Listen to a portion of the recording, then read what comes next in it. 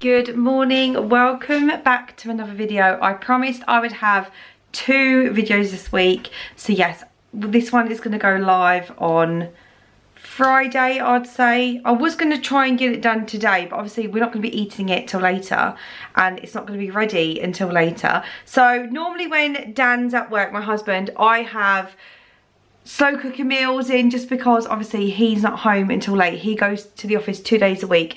Excuse washing behind me and everything. I'm going to be cleaning that in a minute. But yeah, he does in the office 2 days a week, and he is in on a Wednesday and a Thursday, and he doesn't end up getting home till about 6:30, 6 o'clock, 6:30, around about then.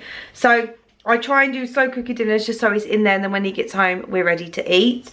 So 4 of us are going to be having this meal today, which is, I did say in my last shopping video that I would do a how I make my Mexican burritos, but instead of having it with wraps, we're going to have it on homemade Mexican wedges. So yeah, I'm going to just show you how I do that, and then by the end of the day it will all be ready and plated up so I can show you the finished product as well. Okay, so we've got passata tomato puree.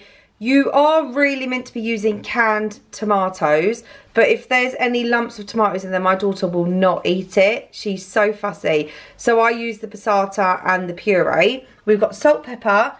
This is what I got from B&M that I spoke about in my last video. Oh my God, I've got a Caribbean one, I've got a Mexican one. This tastes incredible, and I made it last week and they all loved it, so we're going to do it again this week, well, obviously today. We got some chili flakes, although I don't make it that chili, and some chopped garlic. So let me get the mincemeat in the slow cooker and I will show you exactly what I do with the sauce. By the way, this is clean. We've just got some like burn marks and that around it, which I can't get off. But yeah, the slow cooker is clean. It might not look it, but this thing is like so old and so overused. So the puree, I'm trying to do this one-handed. I would just do, I don't know, maybe what, a tablespoonful? I'm just going to use the rest of what's in here because it's like, needs to go in the bin. So that's enough for that one. So that is how much puree I'm going to put in. Passata, I'm just going to open this whole thing and the whole thing is going to go in there, so it's very saucy and it's not too dry. My neighbour has builders in, so if you can hear that, I do apologise. So there we go, the whole of the passata's going in. There's that. I'm not going to go crazy with the salt. I think this is running out. I need to update the batteries. Oh, it's all getting, oh, a little bit. We don't need too much because that seasoning's got a lot of seasoning in anyway, so that's fine. Salt, bit of pepper, there we go. Chili flakes, I'm going to use this side where you can just like sprinkle a bit out, because otherwise if it's too chilly again, my daughter won't eat it. So that's enough chili flakes. Garlic, I go for chopped. I hate chopping up garlic and trying to cut it up and get it all in. So yeah, I normally use like a teaspoon, 1/4 teaspoon, whatever you want to do, just so, obviously garlic is so overpowering, but just the smell of it, we love garlic in this house as well, so yeah, that's fine for us. Then the last thing is the Mexican seasoning shaker. Obviously if it was like this would be more bolognese. This is really how I make my bolognese sauce, apart from I'll add in a some Worcestershire sauce, whatever that thing is, I can never say it, and 200 mils of stock cube, so any stock cube that you want. Normally the beef one goes better with this, or you can use veg, whatever you want, and that is how I'd make my bolognese sauce, and honestly it just tastes so good.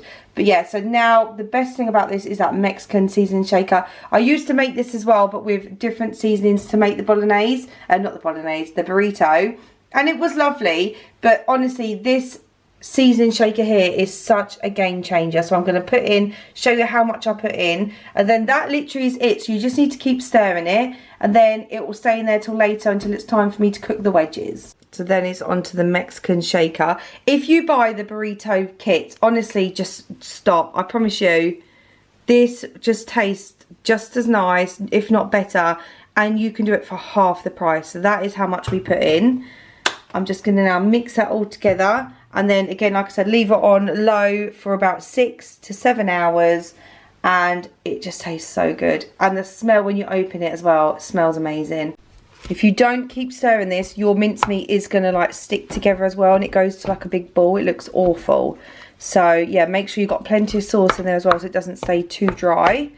and then I'm just going to leave this in there. When I put the wedges in, I'm going to take the lid off and put it on high to thicken that sauce up, because you don't want it too watery. It's been a while. It's been about 2 hours, I'm going to be honest. It doesn't look as good, trust me, but we'll get there. And it does taste amazing, so I'm going to give it a mix. This is what I was talking about, where it all starts clumping together. Oh, wow. Okay, hold on. Okay, so we're going to give that a mix every hour or 2. Right, it's cooking lovely. I know that looks like it's stuck to the sides. It's not, I promise you. There we go. So I'm going to start prepping a homemade like salsa-y type thing to go on top. And I need to start doing the chips as well. I was going to take the lid off now, but do you know what? It's looking fine. I might leave it on for a bit longer. Okay, so potatoes. I've just got some like new potato kind of looking ones. And I chop them in half and half and then half again. So my wedges just look like this. Potatoes are in the pan, so I'm going to give them 10 minutes. I'm then going to put them in the air fryer. I just try and time it because my husband will be home in about 40 minutes. He's just literally leaving work. He works like, yeah, 40 minutes away, so it's a bit of a nightmare sometimes trying to time dinner because we don't know about traffic or anything. So I'm going to start doing the salsa. These are going to have 10 minutes, then they will take 25 minutes in the air fryer.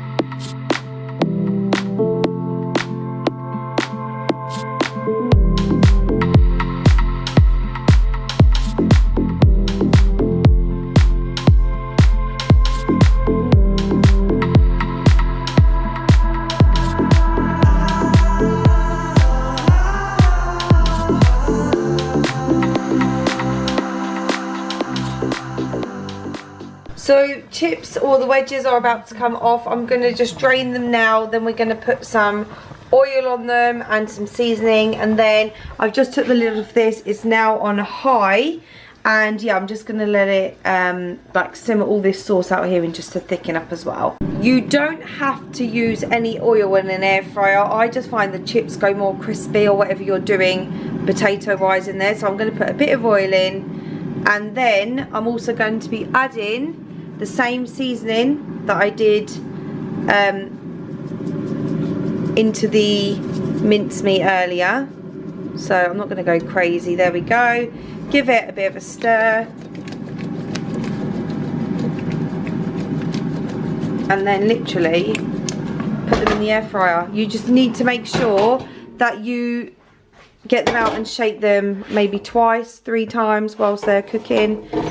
Oh, so that's going to go back in. You don't have to use an air fryer. You can use an oven to do this as well. But yeah, so 23 minutes. If it needs an extra 2 minutes, obviously, because that was heating up, then I'll leave it in for an extra 2 minutes. Okay, so I serve them in bowls just because it's a lot easier to eat that way, I find. So again, we're all going to be having mincemeat on there. So I just put it on top of the wedges. And then you can obviously like put any salsa on there, some guacamole, some sour cream, whatever you want. Normally I would add a bit of sour cream, but I don't have any. But again, it's not the end of the world. We have got some spicy mayo, so I might add that on there. That will do.